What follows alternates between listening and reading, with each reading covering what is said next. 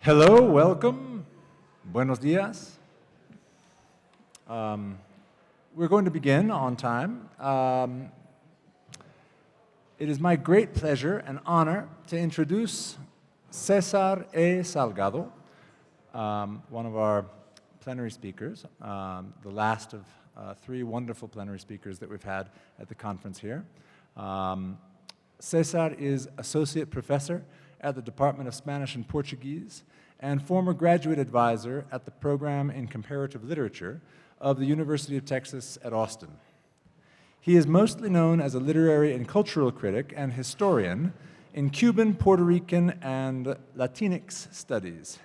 He is the author of From Modernism to Neo-Baroque, Joyce and Lezama Lima, 2001, and co-editor of Trans-Latin Joyce, Global Transmissions in Ibero-American Literature, 2014. Trans-Latin Joyce is a scholarly volume inspired by his seminar about Joyce in the Ibero-American world, and I should say that it was one of the reference books that we looked at very carefully when we were designing Joyce Without Borders. It was a real inspiration for this conference, so we're very pleased to have César here. He is also the co-editor of two reference works published by Gail Sengage, Latino and Latina Writers, 2004, and Cuba, 2011. With Juan Pablo Lupi, he recently edited a collection of scholarly essays about the legacies of Cuba's Orígenes circle of writers, La Futuridad del Naufragio, Orígenes, Estelas y Derivas, Almenara Press, 2019.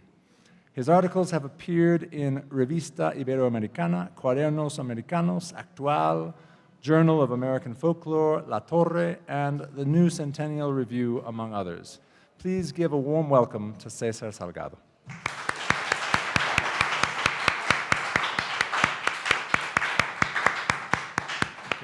Okay. Can you hear me? Can you hear me? Thank you.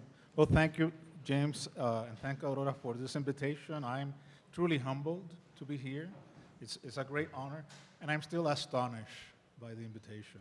I think it's, I appreciate that recognition. Well, the thing is that I'm also an accidental keynote. I was notified about this opportunity exactly a month ago. So what I'm bringing to you is not an elaborate theoretical paper or something that is analytical. I'm going to give you a narrative, and it has to do with my engagement with Lezama. Okay. Can you hear me now? Okay. So what I'm here not as a Joycean. I'm here as a Lezamista, meaning as a specialist in the work of José Lezama Lima, who's one of the Joycean writers of Cuba. And we've heard a number. We've heard Michael Wood speak yesterday about a couple of Joycean writers from Cuba, Guillermo Cabrera Infante and El Mundo des Noes. And essentially what I'm going to talk about is Joyce's impact in Cuba and my own attempts, my own history of bringing, Joycean critical technology to Cuban studies. So essentially the first part is a testimony of how I've tried to transfer ideas from Joycean studies to Lezama studies. Then the second part is going to be a report on the results, right? And then the last part is going to be an appeal about why more Joyceans should be concerned with the legacy of Lezama Lima and how to do that. So that's basically the presentation that I'll be making. I'm organizing my presentation essentially connected to some of the documents, the Joycean documents that I found among Lezama's papers. And there's two of them that I'm going to be focusing on from my talk for my comments. But one thing that I would like to do before I start reading is to go through a number of images so that you know the dramatis personae, the different sort of people that I'm going to be referring to at the different publications that I'll be quoting in my narrative. So this is Lezama Lima, a writer. He lived in Cuba throughout all his life. very revered writer who actually, okay. Yes, there's some who actually, who was known for, well, not for this. This is my book in which I study both Lezama and Joyce combinedly. And I'm a specialist in the Lezama's Ulysses-like novel, Paradiso. I'm going to be commenting on this different edition, especially the critical edition of 1989, which actually required a Joyce-like sort of group of people in order to annotate it. And then the posthumous novel, O Piano Licario, which is sort of like a sequel to Paradiso. I'm also going to be commenting some of his essays in which Joyce figures prominently, like La Expresión Americana, and also the critical editions that this sort of essay requires because they are just as dense and erudite as Joycean's works. One of the things that I'm going to be commenting in particular is the last edition of his essays, last collection of 1970, called La Cantidad Hechizada, or the measure of enchantment, but the translation that I'm going to use is going to be the quantum of enchantment. This is the way that I'm translating this work. And Finnegan's Wake actually figures very prominently in this series of essays, and I'll be commenting on that. This is the Orígenes group, el Grupo Orígenes. Lezama, excuse me, this is the point. Where's the point? Okay.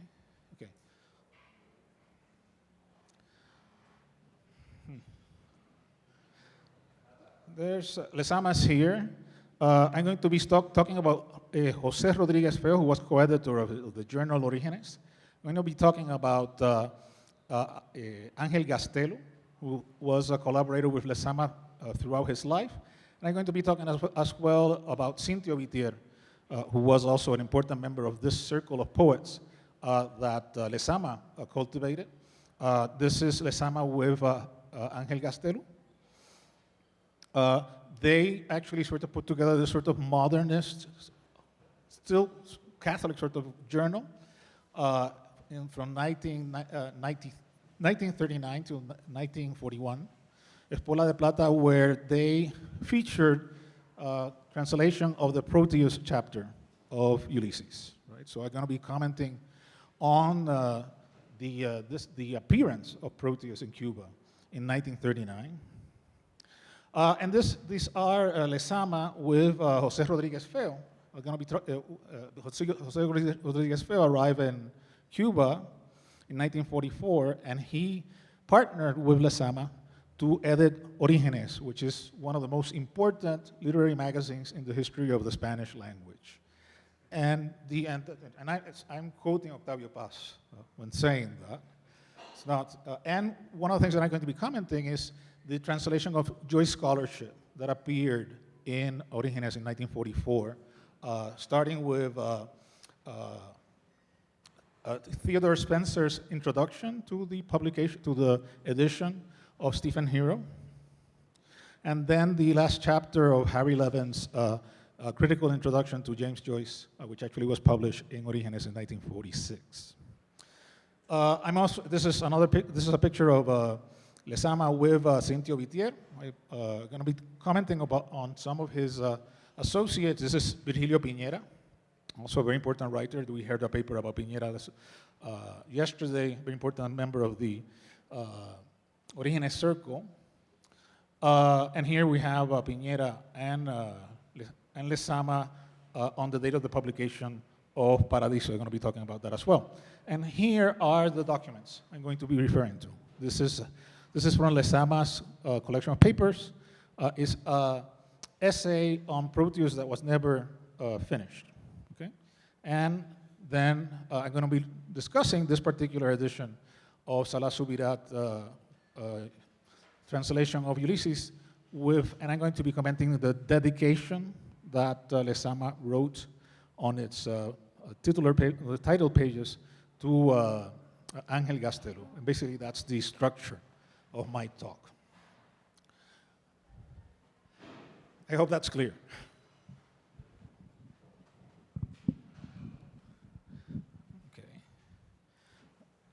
So the title of my talk is Burying Joycean Gifts in Cuba's Grupo Orígenes, Joyce Studies as a Model for Scholarship on José Lezama Lima and his Circle.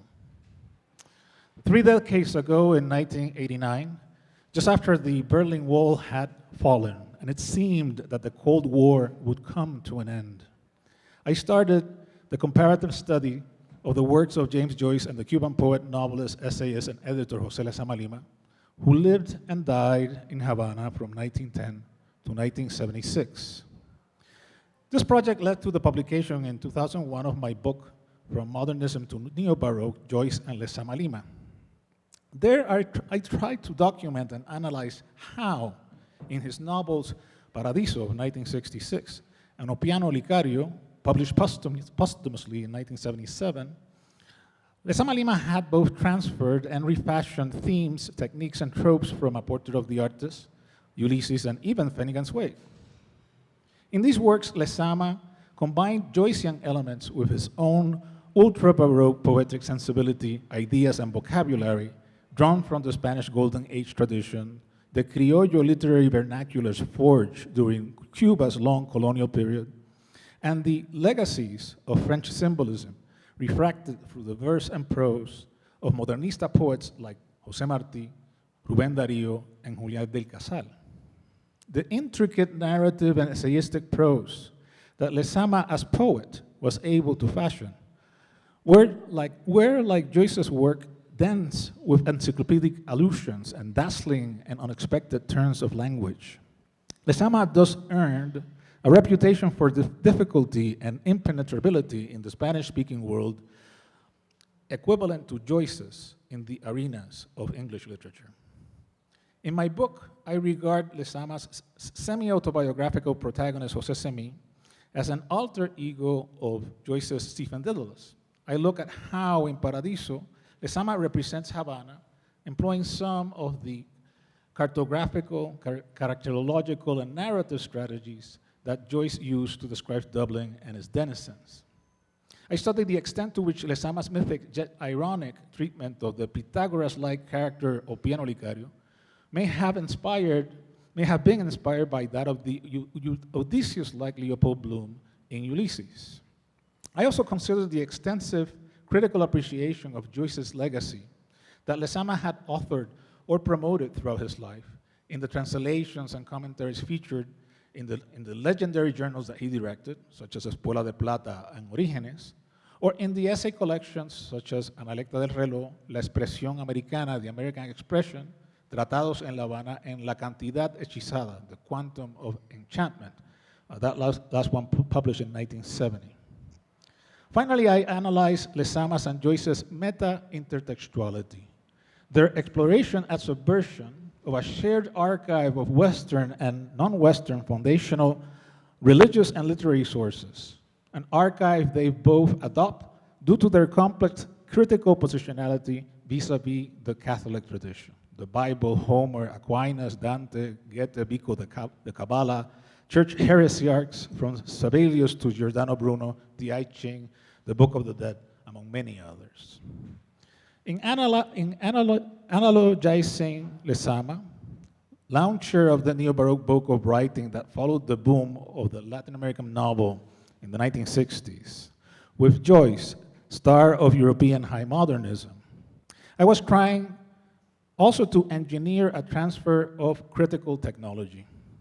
Like a good cannibalista, I wanted to appropriate some of the research and exegetical methods prevalent in the professional field of Joyce studies and adapt them for the study of Lezama in particular and of Cuban literature in general.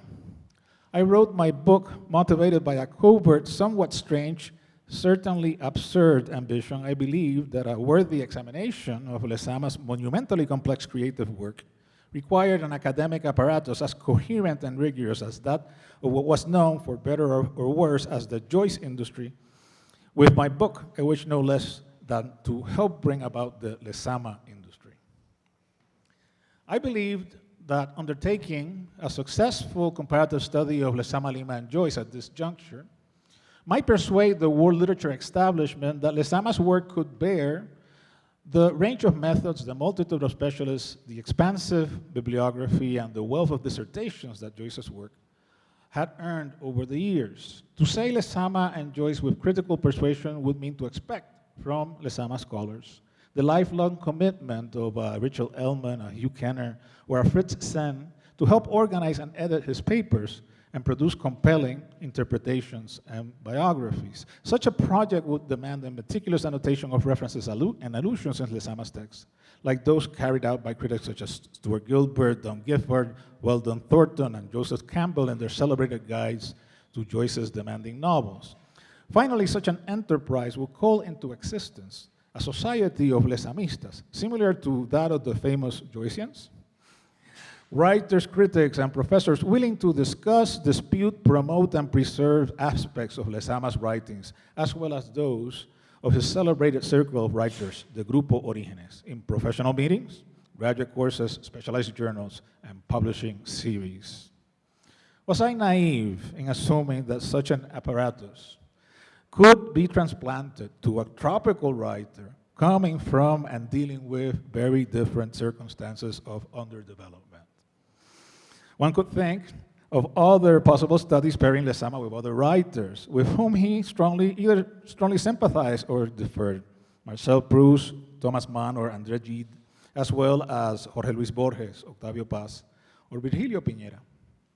Still, the equation Joyce and Lezama Lima conveyed as few could two creative enterprises of unprecedented magnitude in literary history that required something like an international fellowship of scholars, a global network of initiates, ready to forge together a consequential critical engagement that was mindful of their bedeviled colonial situatedness. The book grew out from my dissertation in the program of comparative literature at Yale University under the supervision of Cuban critic Roberto González Echevarría. At Yale's English department, I rediscovered Joyce in Christine Frula's graduate seminar on Joyce and Woolf, and as a teaching assistant in Mark Wallager's undergraduate course on the modern British novel. Under their guidance, I became acquainted with the agendas of Joyce studies at the time. In those days, a Derridian focus on writing and trace and erasure, and an interest in documenting the process of reelaboration, textual corruption, and censorship that Joyce's writings confronted before their publication were inspiring specialists to scrutinize the multiple drafts, manuscripts, and corrected proofs of a portrait Ulysses and Finnegan's Wake kept at collections at Cornell, UT Austin, Philadelphia, University of Chicago, and other deposits.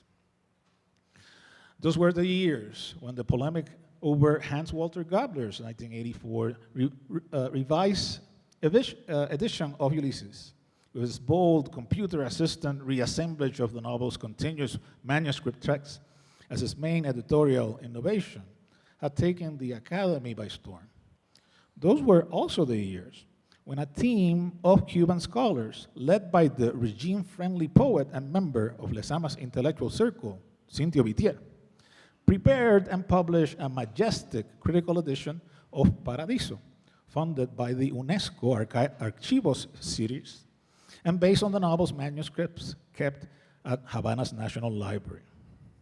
Just like Gabler's edition of Ulysses, it was a corrected edition that heavily revised what Vitier understood were several hundred typos and mistakes in the 1968 and 1966 and 1968 Cuban and Mexican editions.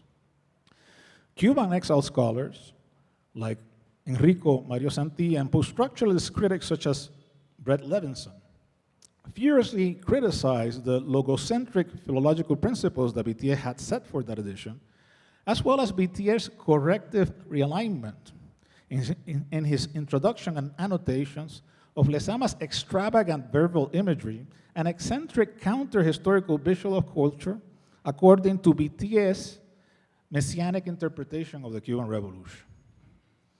In my eyes, these objections during these battles over Lezama's textual legacy had many fascinating parallels with the criticisms leveled by John Kidd against Gabler's edition. in what was then known, both in the popular media and in academic circles, as the Joyce Wars. In a new exegetical horizon defined by hands-on genetic analysis, by the dispute over what was actually inscribed, erased, or added on a manuscript, I understood that to finish my book project for good, I had to travel to Cuba and examine Lezama's papers, keeping in mind the paradigms governing the handling, conservation, and exegesis of Joyce's archival materials in those days. I had to go beyond the published text, track down the initial trace, and account for the genetic process behind Lezama's writing. I had to dive down and examine the submerged underbelly of the glorious iceberg. With a first draft under my arm, I traveled to Havana on and off throughout the 90s to study through Joycean genetic lenses the Fondo José Lezama Lima papers kept at the Sala Cubana of the José Martí National Library.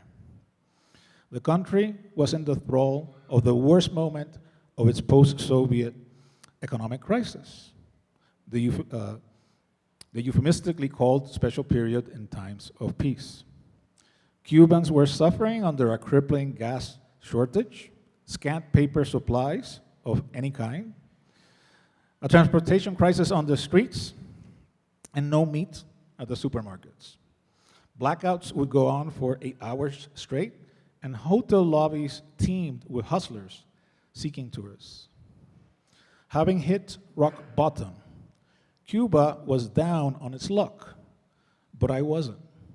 Bibliographer Araceli Garcia Carranza put me in touch with the people in charge. The library director, Marta Terry, gave me full access to the Lezama papers. Nancy Machado, in charge of special collections, let me into the staff offices to consult the rudimentary card catalog that bibliographers had cobbled together with pieces of scrap paper. I met and formed lasting friendships with poets and scholars of my age group, devoted to the memory and preservation of Lezama's legacy. I met and interviewed surviving members of the Grupo Orígenes, such as Eliseo Diego, Fina Garcia Marruz, and Cintio Vitier himself. I also talked to younger acquaintances, disciples, that Lezama had influenced through his famous Delphix Suarez. I asked them about their personal and intellectual dealings with Lezama, and thus confirmed the enormous familiarity that Lezama and his circle kept with Joyce's work, and that of many other figures and many dimensions of both Anglo-European and Global South high modernism. I was able to immerse myself for some weeks in the materials of the Fondo Lezama Lima with a surprising freedom of access. I did not linger over the manuscripts of Paradiso, Piano Licario, or La Expresión Americana, since these works had already been examined in critical editions by established scholars. Instead, I sought out odd annotations and scribblings that could help me establish revealing parallels and contrasts between Joyce's and Lezama's creative processes. I was drawn to odd notebooks, outlines of chapters, early drafts of poems, diaries, discarded sketches of characters, unfinished essays. I wanted to see if Lezama had prepared for Paradiso a schema similar to that Joyce passed on to Stuart Gilbert and Richard Ellman to guide them in their analysis of symbolic parallels in Ulysses. Lezama himself had fashioned a poetics based on personal epiphanies, activated by phrases overheard by chance while out and around Havana. I just checked for any form of writing that could recall the blue notebooks in which the young Joyce wrote down his own epiphanies. I also examined how Lezama built and exercised his rhizomatic erudition when writing the uniquely esoteric essays of La Cantidad Hechizada, the quantum of enchantment. It was the last book Lezama was allowed to publish in Cuba, as he became more and more marginalized for boldly supporting the work of the then notorious diversionist poet Eberto Padilla as a judge in a 1968 poetry contest sponsored by the Writers' Union. Lezama had awarded Padilla first prize 2 years before. Scandal and censorship had contributed to the almost instantaneous international recognition of Paradiso as the must-read Cuban novel of the century upon its full publication in 1966, just as authorities had marked Ulysses as obscene. Upon and before its publication in 1922, regime readers accused Paradiso, which featured scenes of homo and pansexual abandon and perversion among adolescents, masked men, and one very deviant priest, of intending to corrupt revolutionary masculinity and heteronormativity at a moment when gays and other extravagant inadaptados were being rounded up by the government and sent to military work camps for sexual and ideological reconversion. I mean, the boldness of Lezama publishing Paradiso at that time is something that really, really creates awe, right, in terms of his courage. In 1971, Padilla himself was forced to denounce Lezama as a writer disaffected with the revolution in a coerced public confession patterned after the trials of dissident writers in Stalin's Russia. After that, and until his death in 1976, Lezama would be socially and politically ostracized and would not publish again in Cuba. By 1977, changes in the political climate allowed for the posthumous appearance of two works, the unfinished novel O Piano Licario and his last books of poems, Fragmentos a su imán, no? Fragments onward to the magnet. The nature of the essays in La Cantidad Hechizada, The Quantum of Enchantment, had much to do with this silencing. Their Joyce-like extravagance broke every single rule expected from any orthodox political or religious ideology. Highly erudite, fanciful, and inventive, they stood as a bold rejection of stagnant notions of nationhood, history, class, or partisanship, of any norm connected to socialist or bourgeois realism. Like with Finnegan's Wake, Giambattista Vico's notion of history as corso and ricorso, and of poetry as the epigenetic source of language and human cognition, guided Lezama's theorizations about the power of poetic imagination over that of reason or divine revelation in the long-term morphological development of Western and non-Western cultures, leading to what Lezama classified and described as the Great Imaginary Era. So, I found the conceptual and textual complexity and the visionary excess of this moment in Lezama's career reminiscent of Joyce's work-in-progress period of work. More than Dubliners, A Portrait of the Artist, or Ulysses, Finnegan's Wake appeared at this point and throughout this book as Lezama's main Joycean referent and concern. While discussing, for example, Julio Cortázar's use of gliglico, an invented Joyce-like language in his 1963 novel Rayuela, Hopscotch, Lezama ponders Joyce's own river-like meta-language as follows, and I'm translating, and please forgive my translation. That unprecedented idiom, that philological hodgepodge of the last Joyce that activates an infinite scenario behind the verbally immediate, concentric flashes that delayed in semantic radiances. That's the best I can do translating Lezama into English. Among my many findings, one unpublished document stood out and became crucial for the arguments of my book, a draft written in pencil of a short essay titled Proteo y Joyce. It was in Notebook 16. Lezama had written it in 1939, when he was 29 years old, and convening what would become the Grupo Orígenes, while starting his second journal, Espuela de Plata, which ran for 6 issues until 1941. Lezama had intended this short essay to serve as the introduction to the first translation ever of the Proteus chapter, one that Lezama had commissioned to Oscar Rodriguez Feliu and featured as a 2-part series in the last issues of his journal, 4 years before the appearance of Salat Subirats' translation of Ulysses in Argentina. You saw the pictures of the pages. Most probably inspired by his reading of Gilbert, Lezama explains here the Odyssey-like design of Ulysses, according to which Stephen Telemachus wanders Dublin on June 16, 1904, and encounters his substitute father figure, Bloom Ulysses, at the end of the day. And this is all what it's describing, and I'm translating. Bloom Ulysses, the modern everyman, hero of little heroism, has not yet come into the scene, And it is Stephen Dedalus, Telemachus, an Irish Hamlet, who occupies the premier role, unquote. And see, and the spelling of Ulysse means that he was reading the French translation rather than the English translation when he was writing this.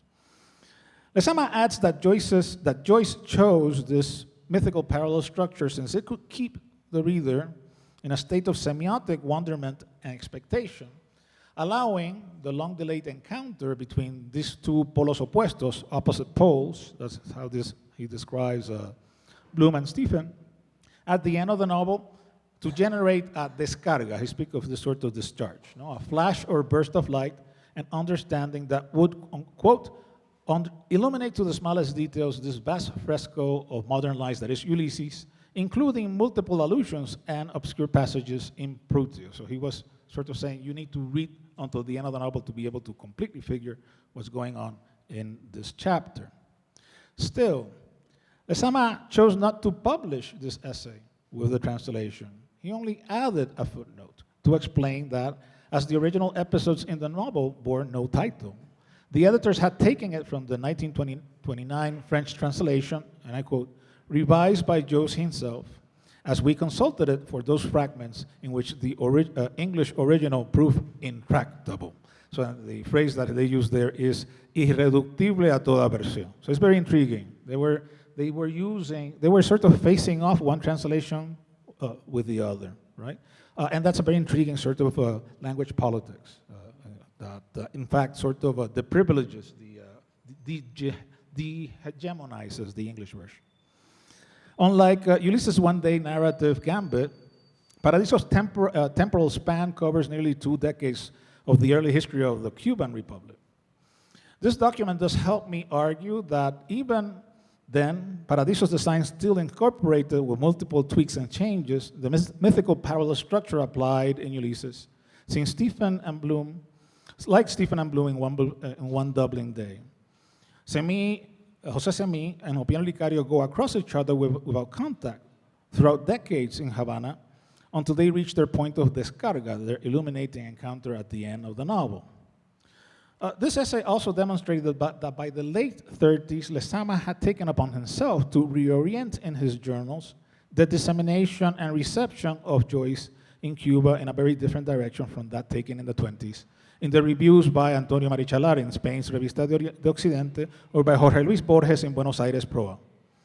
Instead of loudly admiring the pyrotechnics of Molly's stream of consciousness through well-commented translations of passages from Penelope, as had Marichalar and Borges, Lezama opts for a more muted yet studious approach that foregrounds instead the primary role of Stephen Dedalus in Proteus.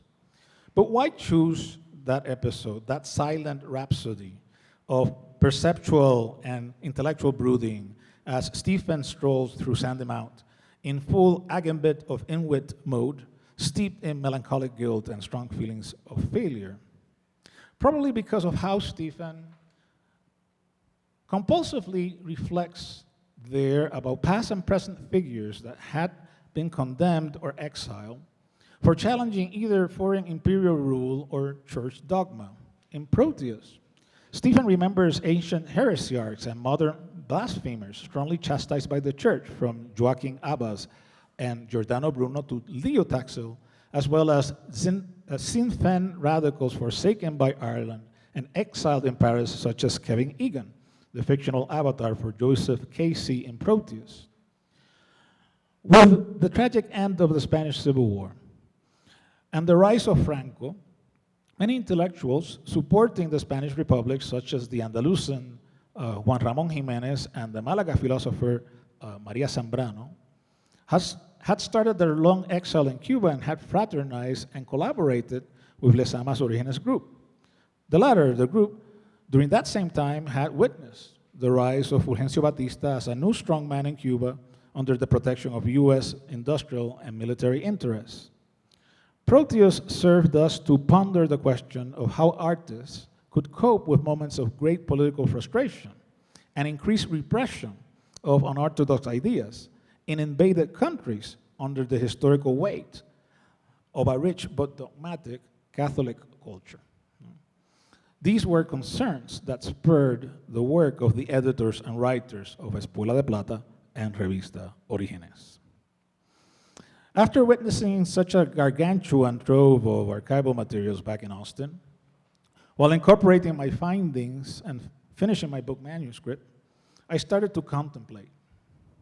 I thought ahead to the centennial celebration of José Lezama Lima's birth in 1910 and to the international colloquia that would ensue, to what specialists should do to help preserve, manage, and promote Lezama Lima's textual legacy in light of what was then thought as Cuba's imminent transition.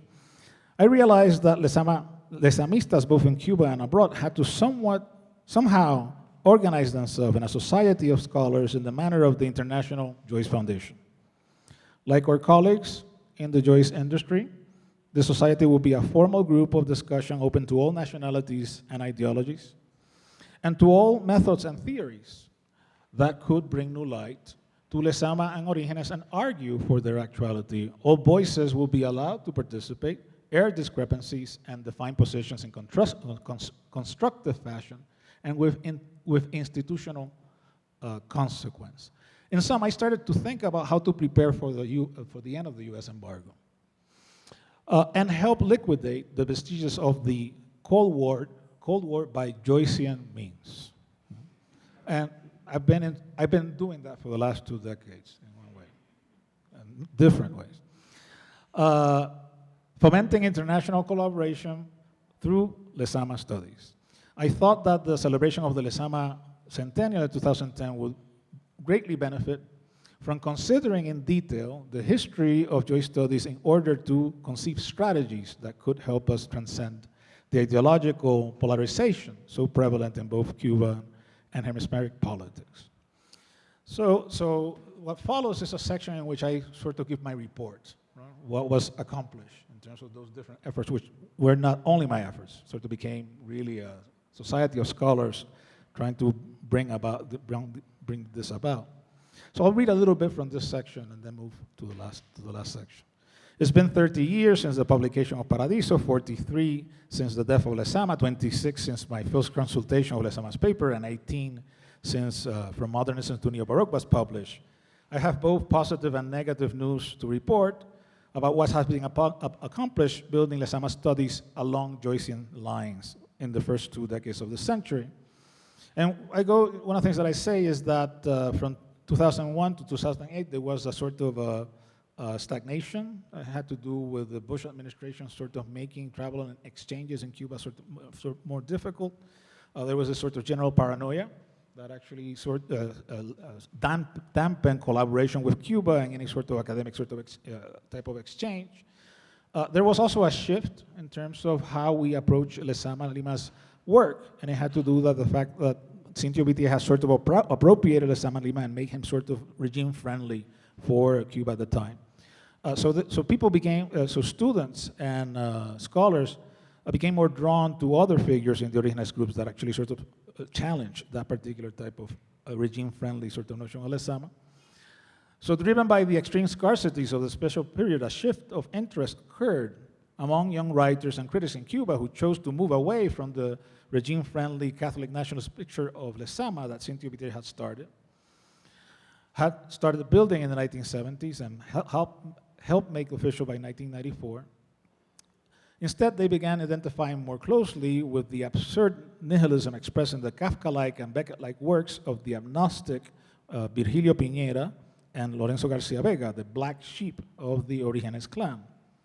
That shift was auspicious, since it helped focus critical attention on the complex aesthetic disparities and political tensions within the Orígenes group, making it a field for critical analysis as fertile and important as Lezama's work itself. So right now we cannot talk just about Lezama. We need to talk about Lezama's and the Orígenes group, and that's a very intriguing sort of change, which I contrast with Joyce. Joyce is still sort of a stand-alone type of writer.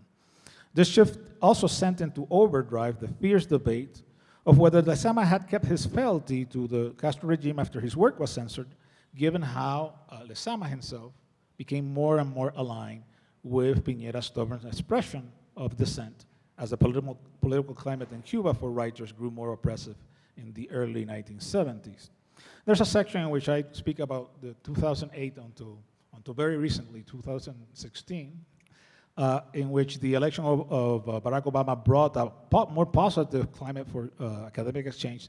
And we also saw wheels began to turn, not only for a truly effervescent moment in Lezama studies, but for that of other figures of the Orígenes group. Many of them would celebrate, like Lezama, anniversaries during the Obama years. Virgilio Piñera's centennial took place in 2012, inspiring several conferences and publication projects in Cuba and the United States. The 70-year anniversary of the Orígenes Journal in 2014 drew scholars together in New York and Chicago. Translator and essayist José Rodríguez Feo, the gay playboy turned pro-Castro socialist radical, who had funded and co-edited Orígenes with Lezama from 1944 to 1953, was celebrated with a 2015 conference in Havana commemorating the 60-year anniversary of Ciclón, the rival journal he founded after he broke off with Lezama. So there's a section here which I won't read that actually goes through all of the different sort of conferences, which actually sort of were more than about a dozen international conferences of Lezama, and the way in which many paradigms from Joyce studies really sort of allowed for great flourishing of scholarship and of critical editions, of which essentially the jewel in the crown is this 18 specialist scholars collaborating, annotating the essays of the quantum of enchantment, which is equivalent to actually sort of, I think is sort of equivalent to trying to sort of get a critical edition of Finnegan's Wake.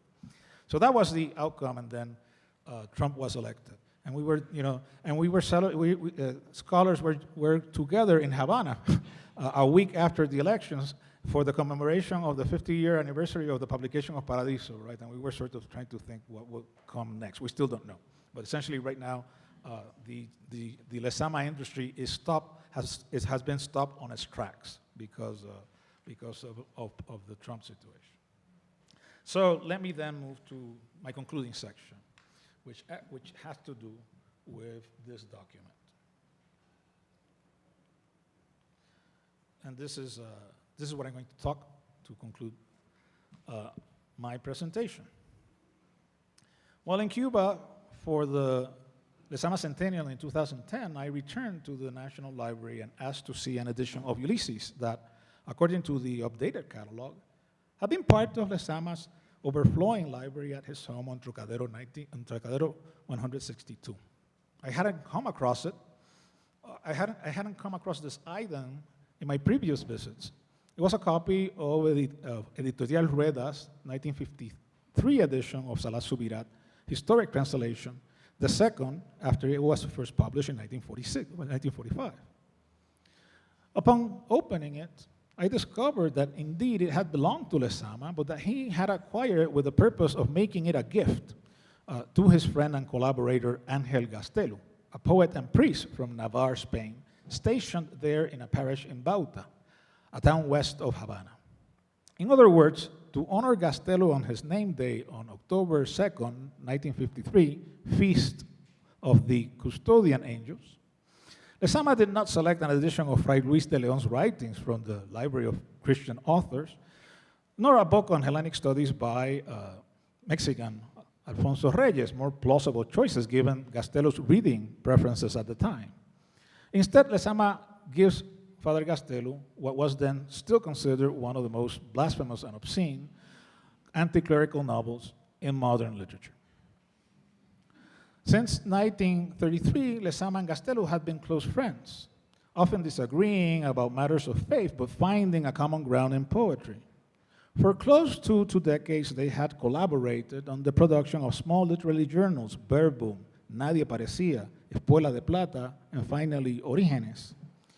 Lezama, a famous Baroque and recondite poet with strong residual avant-garde inclinations, was most often the editor. He always sought out contributions from Gastelu, a writer of transparent eclogues and spiritual nocturnes, often set in Havana Bay, as well as an avid translator of medieval theologies. Lezama got to assist, Gastelu, got to assist Lezama as co-editor at the end of Espuelas de Plata's run, and for the whole 10 issues of Nadie Parecía. Lezama's third journal. The latter bore the subtitles of Cuadernos de Poesía con Dios, no? Poetry chapbooks with God. In 1944, after graduating with a bachelor's degree from Harvard's English department, a 23-year-old José Rodríguez Feo returned to Havana and replaced Gastelu as Lezama's chief collaborator and intellectual interlocutor to launch a new journal, Orígenes. At Harvard, Rodríguez Feo had written his thesis on Henry James under F.O. Mathiason's supervision, studied Joyce with Harry Levin and Theodore Spencer, and mingled with George Santayana, Wallace Stevens, and Pedro Enriquez Ureña, among many other figures. Drawing from his inheritance as a scion of Cuba's U.S.-dependent sugar proprietor class, his contacts with the New England network of scholars and writers, his familiarity with transatlantic modernism, and a promising resume as critic and translator of established and up-and-coming American authors, Rodríguez Feo landed in Havana with the intention, stated in a 1944 letter to Mathiason, to, quote, start a literary journal in the style of the Kenyan Review, unquote.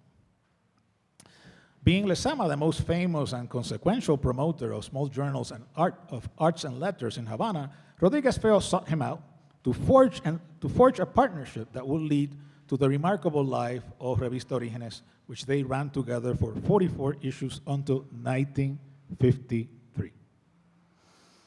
Orígenes managed to rival Jorge Luis Borges's and Victoria Ocampos' celebrated Revista Sur in literary prestige. Due to the pool of prestigious international contributors Rodríguez Feo was able to muster. Octavio Paz and Vicente Alexandre, among many others, would consider Orígenes the most important publication of its kind in the Spanish language. Over 10 years, after agreeing on an issue's contents, Rodríguez Feo provided Lezama the funds to run a printing of 300 issues, while pursuing a PhD in Hispanic Studies at Princeton and traveling the world, seeking and paying for collaboration from writers such as T.S. Eliot, William Carlos Williams, Albert Camus, Paul Valéry, Elizabeth Bishop, and many others, to be translated by him or by other Orígenes members for the journal. While in Havana, Rodríguez Feo would join Lezama and Gastelu at the Bauta Parish for the legendary gatherings with the Grupo Orígenes, led by Vitier. In a letter to Feo, Lezama recalls with relish the raging theological debates about literature and modernity and faith between the priest and the gay playboy, the first defending the works of Leon Bloy, the latter those of Henry James. Lezama, on his part, kept on bringing up Joyce. Thus, one of Rodríguez Feo's key contributions in Orígenes was to respond to Lezama's encouragement and early on procure from his Harvard teachers critical essays on Joyce. Thus, Orígenes announced to the Spanish-speaking world the 1944 publication of Joyce of Stephen Hero, the surviving pages of the first version of Portrait, purchased by Harvard in 1938. Rodríguez's translation of Spencer's introduction to the New Directions edition appeared in the third issue of Orígenes. There, Spencer considers, as you will remember, how this early version could be as if not more revealing and richer than the portrait itself. Orígenes then published in 1946 Feo's translation of the last chapter of Harry Levin's critical introduction to Joyce's full work. Levin had finished it just after Joyce died in 1941. In his last chapter, Levin foresees that Joyce's legacy would be one of richness. That's the title of that last chapter. Evidence of how the power of the free creative imagination could rescue the past as a way of overcoming the catastrophes of a destructive modernity. In a way, Levin was writing what Lezama would later call Joyce's quantum of enchantment, his cantidad hechizada. Lezama's Orígenes thus became, in the mid-40s, a key Latin American vehicle for Joyce studies at their moment of origination in the United States. 1953 was an ironic year for it represented, on the one hand, the highest point of achievement and visibility of the Orígenes enterprise in Cuba, and on the other, the beginning of its end. The year before, two members of the circle had won recognition with national prizes for poetry, for novel and poetry. Then the Department of Education commissioned Cynthia Vitier an anthology comprising the greatest poems written during the 1950s, during the first 50 years of Cuba's independent republic for use in schools and colleges. Unfortunately, Fulgencio Batista's military coup on March 11, 1952 led to the prolonged suspension of the 1940 Constitution and the return to formal dictatorship after 12 years of democratic rule. Civic associations, liberal expectations, and public and private institutions began to unravel, Orígenes among them. In a way, the journal was doomed by its own success. By securing greater local and international consecration through the recruitment of world-renowned writers, Orígenes was forced to keep its pages open to them, thus becoming the boxing ring for generational spats between literary giants of the Spanish Republic, exile. In 1953, Juan Ramón Jiménez, Lezama's and Gastelu's mentor and literary vindicator back in 1933, demanded to respond to what he thought was an insult poem that Jorge Guillén, a revered poet of the generation of 27, had sent to Orígenes. Lezama went on to publish Jiménez's crude repost without Rodríguez Feo's consent.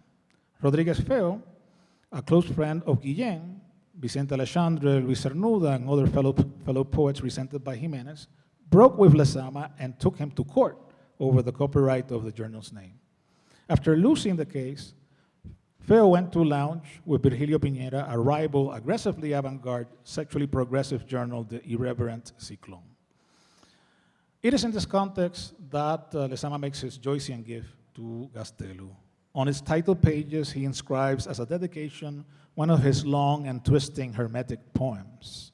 True to form, the poem is full of erudite winks and nudges with references to the poetry of the 16th century theologian and mystic Fray Luis de León, the 12th canto of the Odyssey, Thomistic scholasticism, and the religious slogan that Pascal used to keep sun on the back of his jacket. Lezama would later publish the poem Indador, his third book of poems, as one in a series dedicated to the different members of the Grupo Orígenes. The poem opens with a rhetorical question, one that begins a series of ludic renamings and playful puns. ¿Qué querrá decir ángel de las escuelas que en Fray Luis las serenas son las sirenas? No, that's the way that the poem begins.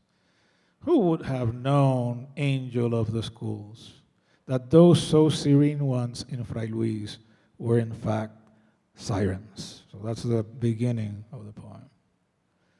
The name Ángel de las Escuelas makes fun of Gastelu's formality as a priest and as an advocate of the work of St. Thomas Aquinas. Lezama foregrounds the archaic spelling of sirens, serenas, held across many editions of Fray Luis de León's poetry throughout the centuries to suggest that both classical and modern readers, religious and secular, had missed the extent of pagan, non-orthodox references in Fray Luis' pious writings. In his poem, Lezama rewrites Fray Luis' ninth ode, one in which Fray Luis, in a non-mystic, more secular poetic voice, advises a friend named Querinto to beware and forsake the temptations of Circe and the seductive calls of sirens in his life journey by emulating Ulysses' clever trick of sealing his crew's ears with wax. Okay? So that's a poem, this is a line from Fray Luis' poem. Firme atapa la oreja, si llamare, si prendiera la capa huye, que solo aquel que huye escapa. If they call, seal your ears. If they take hold of your cape, run, for only he who flees escapes. And that's in Fray Luis' poem. In Lezama's poem, Lezama adds, in his poem, Lezama adds in 1953 a detail about the epic myth that Fray Luis neglected back in the 1500s. That Ulysses exempted himself from the wax and had his crew tie him to the mast so that he could fully experience the siren's seduction. And this is the line from Lezama. Su no taponado oído es también sirena. Conserva su parábola chorreante. Hoy las sirenas están en la capa, en el cubrefuego, pues la ciudad cabecea. Se vuelve ondear marino. ¿No? His unsealed ear is a siren as well. It preserves their sea-drenched parabolas. The sirens are now everywhere, on your cape, on the stove cover, as the city wavers and becomes a sea-like current. Lezama's poem thus encouraged Gastelu to keep, so to speak, his ears open as he listens in to the thoughts of Dublin's sensual city wanderers, surviving among modern sirens and other temptations as if they were crossing Ulysses' ocean. So how do we interpret Lezama's present to Gastelu in 1953? What did burying the gift of Joyce, that meridian of avant-garde experimentation and anti-clericalism, mean in the ceremonious, poetry-laden rituals of friendship that distinguish the gatherings of the mostly Catholic, politically skeptical Circle of Orígenes writers in mid-century Havana? Lezama's poem and gesture illustrates the importance that Lezama and Orígenes had in introducing the gift of Joyce to Cuban and Latin American literature. For oddly enough, it was thanks to Lezama, a post-avant-garde writer with a steady, if complex, commitment to Catholic belief, and through his work commenting and promoting world writers in Cuba, that Joyce became fully known, not just to Gastelu, but to Cuban intellectuals as a whole. Joyce's work had not been at all engaged by the aggressively avant-garde Revista de Avance group, the circle of writers that in the late 20s included Jorge Mañach, Martín Casanova, Juan Marinello, and Alejo Carpentier. Compared to Spain, Argentina, and Mexico, Joyce arrived late to Cuba since the Avance generation seems to have deliberately ignored or played down Joyce's work, and something that I'm documenting currently. Even Carpentier did not write about Joyce substantially until 1939, when he returns to Havana and he reads Proteus on Orígenes. It took Lezama Lima and the journals of the Grupo Orígenes for Joyce to be reintroduced and redisseminated across sectors in Latin America with unique consequences. Joyce was regarded in a deeper way as a figure that was above avant-garde furor and fleeting fashion, as a transformer rather than as a destroyer of tradition, as a writer who enriched Catholicism by undermining it, by making it truly inclusive and radically ecumenical through the creative exploration and cultivation of its heretical traditions. I mean, that's what Lezama and Joyce do together. As Lezama wrote in 1957, Joyce began to be regarded as, quote, the emergence of a new manifestations of man's struggle with form, a kind of creator who could be, after completing his initial training, nourished by the contributions of ancient cultures, which, far from exhausting him, incited his creative faculties with surprising results. Unquote. Later in 1963, Lezama would again return to Joyce and write, unquote, Joyce is a man that takes the novel to unforeseen possibilities. He first destroys all that is solid and staid in his characters to arrive at a theogonical sort of novel, one in which everything can fit in. Joyce's conflicted Catholicism was a major factor here, as the secular and Protestant members of the Avance generation could not process these issues the way the more religiously centered members of the Orígenes group could. Thus, it took until 1940 for Joyce to appear in translation in Cuba. Joyce would reappear as a central figure in Orígenes with the articles by Harry Levin and Theodore Spencer negotiated by Rodriguez Feo. It is through This publication, it is for publication related to the Orígenes group that Joyce is receiving in Cuba and reinterpret positively in an Ibero-American literary space, contrary to the negative estimations that Borges was making of Joyce's work as a glorious failure down in Revista Sur. Joyce emerged again as a key element in Lezama Lima's brilliant essay, La Expresión Americana, as well as his novel Paradiso, and I just quoted some passages from it. With Leopoldo Marichal's 1948 Joycean novel, Adán Buenos Aires, Paradiso, which Lezama began writing and serializing Orígenes in 1949, set the terms for the Joycean mode of writing that the Latin American boom generation of novelists would develop later in the 1960s. The essential Joycean dimension that Emil Rodriguez Molegal and Jerome Martin famously attributed to the boom novel, from Cortázar's Rayuela and Carlos Fuentes' La Muerte de Artemio Cruz to Guillermo Cabrera Infante's Tres Tristes Tigres and Gabriel García Márquez's Cien Años de Soledad, may not have been possible without Lezama's strategic understanding of Joyce's gift, synthesized in the gesture of the poem and book given to Castelo in 1953. The gift of Joyce to Castelo was thus the indication of a mission accomplished, of being able to potentialize Joyce in Cuba and in Latin America, according to Lezama's reading. The gift, let's not forget that it happened on the very month when Fidel Castro was pronouncing his well-known defense of the Moncada assault. History will absolve me. Thus, bringing Joyce study standards and resources to enhance Lezama studies should not be considered either an act of academic charity or a neocolonial imposition. It is merely justice. It is a historical absolution. Plain and simple, es lo justo.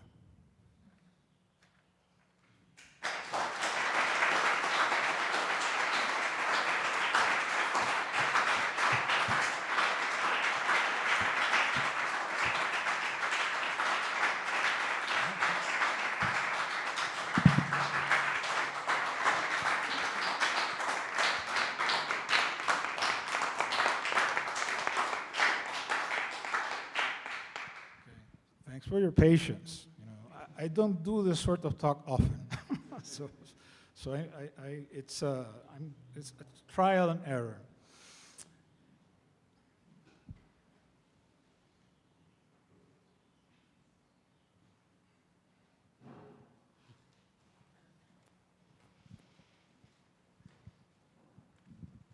Well, thank you. You make me want to correct my fault for having not read Lezama, so I thank you for that. It was a very that's the whole point. That's why I accepted to come to basically convince Joyceans that they have to engage Lezama more closely. So, well, just one small question that arose to me. The novel Paradiso, it must be somehow connected to Dante, I assume. Absolutely, yes. And also that in sort of Joseph Campbell in particular, imagining what the next Joyce book would have been, he suggested that it would be Paradiso. Wow.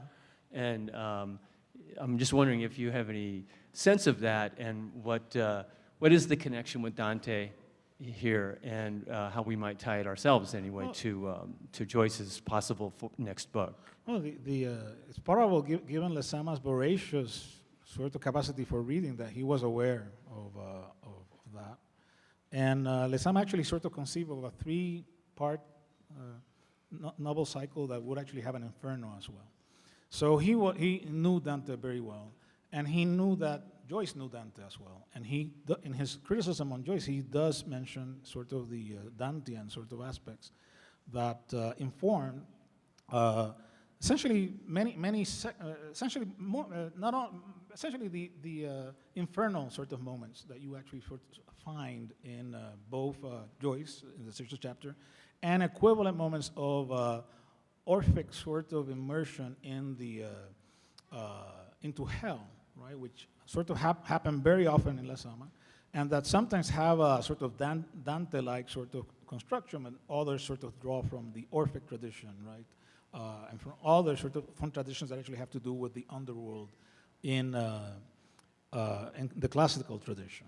So certainly, Dante was a very important factor for Lezama, and he was very much aware of how it played in Joyce's own text, for sure.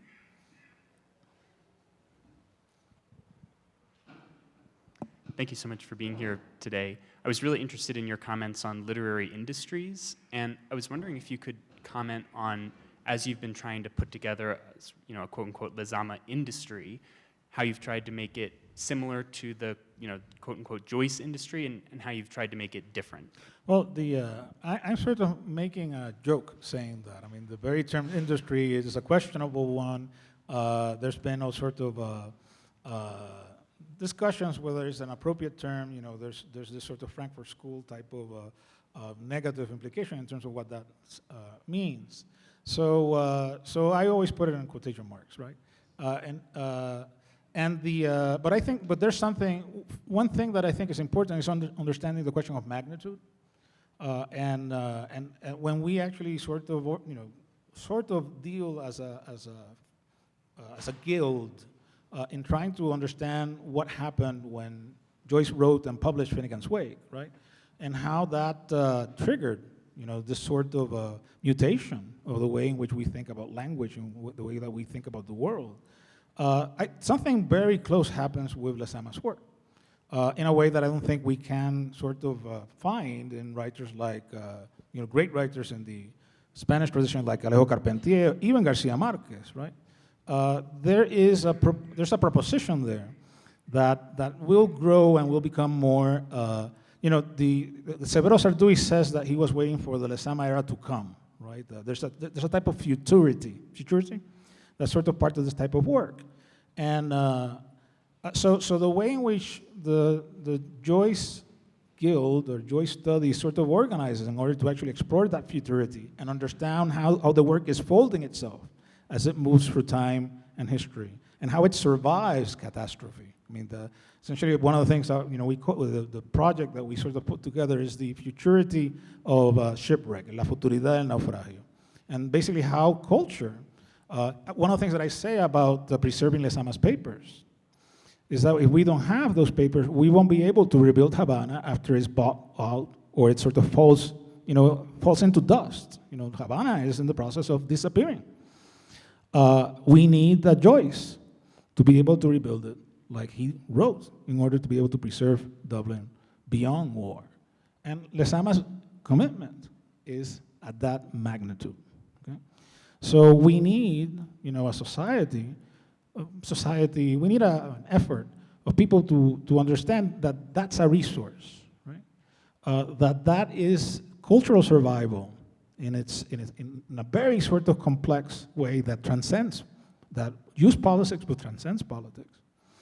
And that we need to protect that legacy. That we cannot let these papers disintegrate. And the thing about the Joyce establishment, again, another odd word, is the fact that it's organized itself in order to preserve and study a legacy. And it's gotten the infrastructure to accomplish that. So if we can transfer that, not just to Lezama, but to many writers in peripheral modernisms, that would be a tremendous accomplishment. And one of the things that, I skipped those sections, but you have to see, just the immense sort of mobilization that scholars, writers have done in order to preserve Lezama's legacy, given the challenges that Lezama faced. I mean, the sort of being caught in the middle of the Cold War and seriously suffering because of his courage, his commitment to his vision. And there's a lot of things that he shares with Joyce in terms of that purity of intention.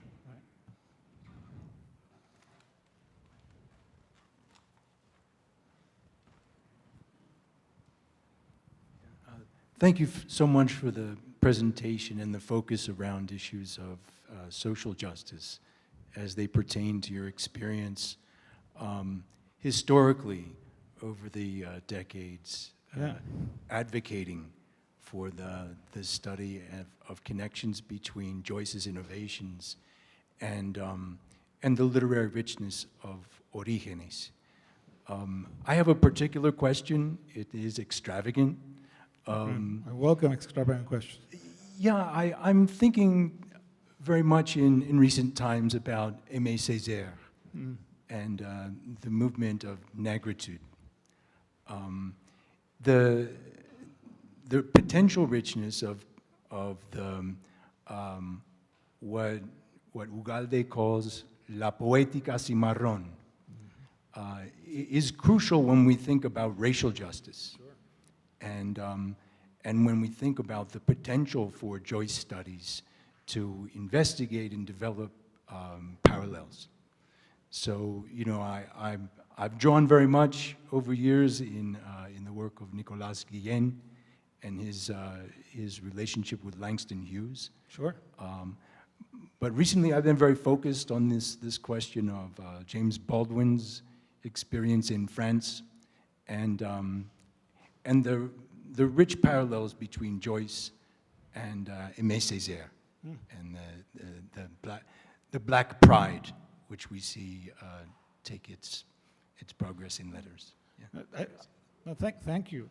The question of race, the question of the African diaspora, the question of coloniality as it involved,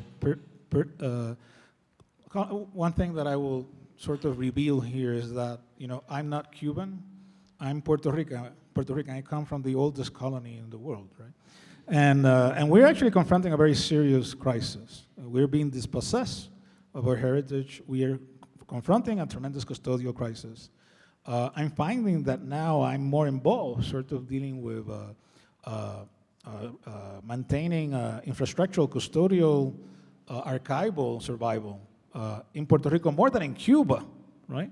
Which is really surprising. We're going for our special period, right? Because of Maria and because of Trump and because of the way in which colonialism has become so starkly visible, right? With the fiscal junta. I wonder what Joyce would say about that, right? I mean, the post-colonial sort of element, sort of, or not post-colonial, no, basically just the perpetuation of coloniality is something that is so stark. And it's something that is really sort of important in the case of Cuba because essentially it's one of the cases through this revolution, this very complex revolution, it's trying to resist coloniality sort of being the rule of the world, right? So, no, I think that basically that needs to be I think that's a very laudable project, and I think that it can be done for Lezama. Lezama has a very intriguing sort of fluctuation. You know, at some point he distanced himself from Nicolas Guillen. Later on, he sort of came together. Something that I study, basically, something that I'm interested in is the presence of Haiti in Lezama. It's there. The thing is that it's not explicit, but it's there. So there is Bitier, right? In a way, wanted to create the exceptionalist notion of Cuba so that it could sort of be extracted from the Caribbean and sort of live in this sort of transatlantic, mainly European, Roman-centered type of world, which in a way sort of subtracted Africa from its components. Lezama went in the other direction. One of the things that I'm trying to document, and many of my colleagues as well, is basically the fact that Bitier sort of kidnapped Lezama, right? And he sort of silenced Lezama when Lezama was going in very different directions that actually sort of were really valued and non-Western sort of cartography, especially in the Eras Imaginarias, where he goes through the Chinese, the Egyptians. I mean, it's really a project that in the end goes beyond Western hegemony. So there's Césaire is there, right? In the relational, especially. I mean, that remarkable sort of relationality that you have in Lezama. So one last thing that I would say is that I'm currently working on the figure of Arthur Schomburg and trying to see how, Schomburg, somebody who actually sort of builds, is able to create subaltern cultural capital against the grain, right? And becomes a founder of Black Studies, Afro-Puerto Rican. And what I say about his writing, the Langston Hughes, Alan Locke, they couldn't stand his English, right? because he wrote in a very florid Spanish. He mutated English. And what I say, this is another sort of joke, like the Joyce industry joke. What I say, the way in which I was able finally to get into the mind of Schoenberg, to understand Schoenberg, was because I had been a Joyce scholar. I was able to understand what was happening to English in Schoenberg because of the chemistry of what Joyce is doing with the politics that he's doing, de-hegemonizing English. And I'm able to understand better poets like Tato Vieira or Pedro Pietri, who write in Spanglish. And essentially, they are composing a type of language built on English that is very Finnegan Wake-like. And there's a lot of potential of sort of being able to bring many of these, the question of poiesis, of language creation, in the context of Puerto Rican communities that are constantly sort of producing a language that repossesses them from the dispossession that the obligation of speaking English imposes on them.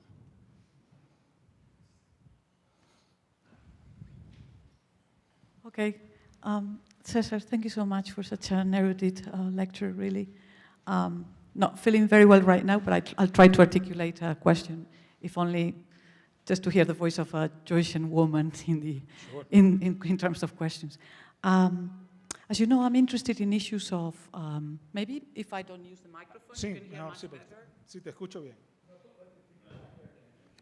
Oh, I'm sorry. Okay, go ahead. So, as you know, I'm interested in issues of translation in relation to the circulation and reception of works in the context of what we call world literature. And I was just thinking, in terms of Lezama having been influenced by Joyce, and of course influence here is a very, exactly, a very large and encompassing word. It's like industry. Exactly. Since we have to use a quotation. Right. Since he's actually turning to the first Spanish translation ever, right, the one by Salas Subirats, I was just wondering if you could think about Lezama sort of, with that gesture, conforming to the sort of recreation of a Latin American Joyce and a Latin American Ulysses, in the sense that he's not going directly to the source of Ulysses in English and turning to the Spanish translation by the Argentinian Salas Subirats, so that you could conceptualize Lezama in a sort of paradigm of a Latin American Joyce. Absolutely. No, I think that the it has to do with a very layered type of subversion of what's understood as an imperial language. Because first there's the subversion that Joyce does onto it, and then there's the subversion that Salas Subirats does it in terms of his, not flawed is another term that we need to use in quotation marks. So there's a relish in terms of the vagarities of translation and how that actually becomes tremendously enriched. I mean, I challenge you to read one sentence of Lezama in La expresión, in La cantidad hechizada, no? The quantum of enchantment. It really moves against the grain of logical grammar. And it's done in purpose, right? In terms of how it's built. And part of it is the fact of it's sort of translating so many things at the same time that is mutating the very structure of language. I mean, that's an understanding how language is not fixed and how basically, dictionaries should be sort of thrown out of the window or should be sort of thought in a way that are constantly mutating, the way that we, Finnegan's Wake sort of text changes before our very eyes. That's something that Lezama was very much attentive to, and it's very interesting to see him translate. St. John Peirce, the translation of Lezama are very intrusive. I mean, they are, they subvert the text at the same time that they potentiate the text. And the politics of translation all throughout Orígenes is just as important as the creative work published there. I mean, what's going on in terms of the translations is dizzying in terms of the creativity of being able to bring Wallace Stevens. Just this Proteus translation it's really exquisite in terms of what it's, and the fact that it's very studious is the word that I use, because they consulted the French translation. They knew they were reading Gilbert to the extent that they, whatever they could get in order to be able to sort of make this decision of featuring protests, right? And doing it with the prose that they did, eliminating that introduction because they wanted the reader to submerge and engage the text in its terms without facilitation of an introduction. I mean, the extent of work that involved in order to make that text alive in Escuela de Plata is something that happens throughout all Orígenes. I mean, it's really mind-boggling, the other thing about the politics, well, not the politics, but basically the decisions in terms of scholarly investment that I've been sort of handling is that when I said, now it's not Lezama anymore, and that's what we want to, after we've gotten this volume out, and in a way we've sort of gotten critical mass for Lezama and Orígenes Studies initiative, and maybe have an annual sort of publication, right?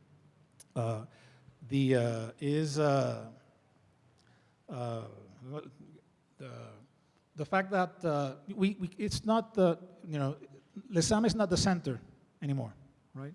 We need to think about Vitier, we need to think about Piñera, right? Lezama potentiates, the other. And in that sense, I wanted to remark that difference with Joyce Studies, because Joyce Studies is going to be sort of Joyce as sort of the column.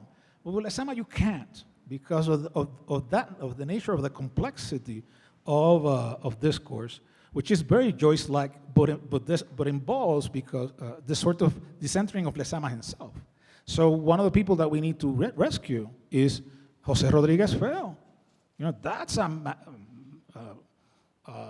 incredible sort of figure. I gave you a little bit about his trajectory, but you have to see, this gay playboy, Harvard graduate, turned pro-Castro radical, the translator of Wallace Stevens and William Carlos Williams. Why don't we have a book about José Rodríguez Feo already? We need a biography about him. Before that biography, we need still to write the biography of Lezama. So again, we're dealing with a field that requires a lot of infrastructure, right, to move together. And that's why, what the Joycean Guild or fellowship, I don't want to call it industry, has accomplished is an important model for us.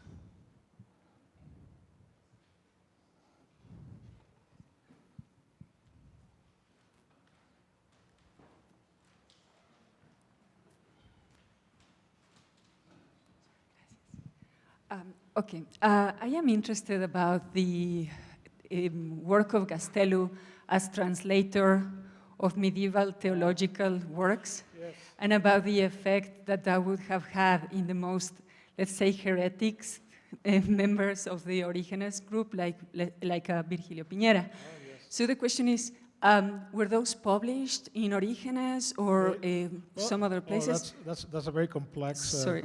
And second part, okay. Second part, if I may, do we have any record of the reaction of Joyce or the impact of Joyce on Gastelu? Okay, wow, that's well, the thing, there was this sort of interim where all of the Orígenes members were fighting with each other, and that was, very well, Piñera sort of split from Escuela de Plata. And then Gastelu and Lezama went on their own to publish the Nadie Parecía. And that was really, at that moment, it was very intriguing because you had Lezama sort of being this very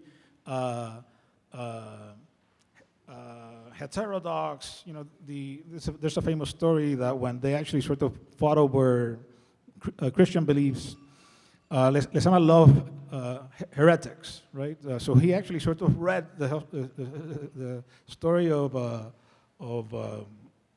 thinkers that had been condemned by the church. So he used to throw against Gastelu all sorts of possibilities, that, yes, sin exists, God exists, And the hell exists, but it's empty. There's no people in hell. I mean, so there, civilianism and many other sort of notions that had to do with those ways where the church could have turned and didn't. Those were the things that Lezama sort of drew in order to actually build his own strange sort of notion of church tradition. Tremendously inclusive, I mean, blindingly inclusive. So in what we need to do in the case of Gastello, and I haven't started that, is actually sort of see the moment in which Gastello is a translator in Nadie Parecía. And I was referring to some of the theological writings that he publishes there. Some of them later there might be one or two that appear in Orígenes, but there's this split. You know, there's a sort of a moment in which, you know, when you actually have a very Catholic journal, sort of like Nadie Parecía, that moment between 42, 43, the fact that basically you have a war going on, and the question of religion, I mean, the models that come up, Simone Weil, other Catholic sort of radicals who are sort of participating in the war and are inspiring the more Catholic, you know, traditionally Catholic sort of members of Orígenes. So the question of belief in the context of war is very important. But in 1944, as the war sort of moves forward, or finishes, excuse me, it's concluded, and then you have Rodriguez Feo sort of returning, and Rodriguez Feo is an agnostic who actually sort of brings a whole sort of different sort of set of issues, sexuality being one of them, right? And sort of being tremendously secular and very modern. And then Lezama basically just takes that way. He swerves, right? He actually sort of embraces Rodriguez Feo, and then begins exploring that, and then you have that there's a diminution or a lessening of Gastello's sort of partnership with Lezama in terms of potentiating the Catholic Orthodox tradition, which is something that Gastello was really sort of invested in what he was doing.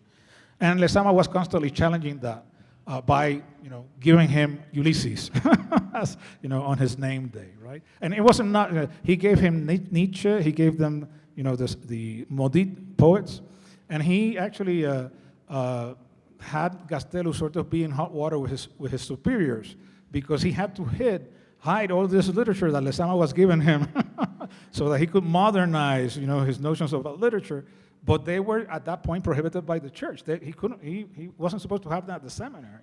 So that's one of the things that Gastello recounts. He speaks about that with nostalgia of Lezama sort of getting him into trouble with his superiors. And one of the questions that I wondered, what happened? What did his fellow priests say when they saw him with that copy of Ulysses, right, in 1953?